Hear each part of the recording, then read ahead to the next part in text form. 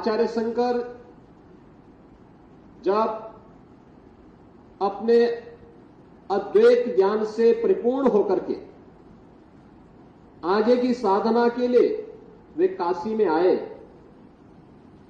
तो काशी में साक्षात भगवान विश्वनाथ ने उनकी परीक्षा लेनी चाहिए।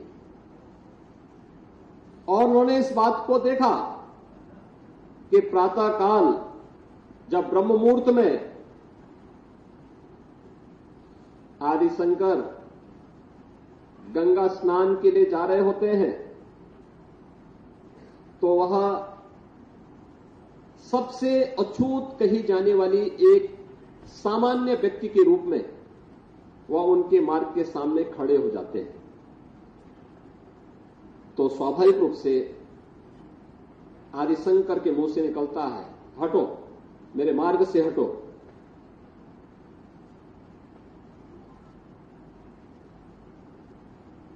तो सामने से जो चंडाल होता है वह एक प्रश्न पूछता है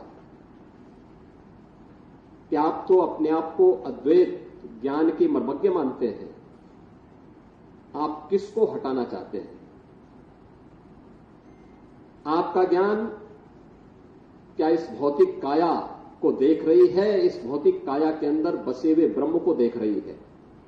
अगर ब्रह्म सत्य है तो जो ब्रह्म आपके अंदर है वही मेरे अंदर भी है। और इस ब्रह्म सत्य को जान करके अगर आप इस ब्रह्म को ठुकरा रहे हैं, इसका मतलब आपका ये ज्ञान सत्य नहीं है।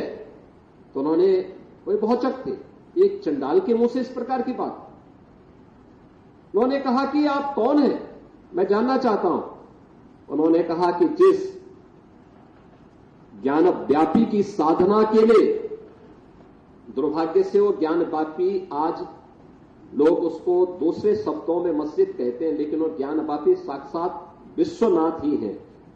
जिस ज्ञान व्यापी की उपासना के लिए आप केरल से चल करके यहां आए हैं, मैं उसका साक्षात स्वरूप विश्वनाथ हूं।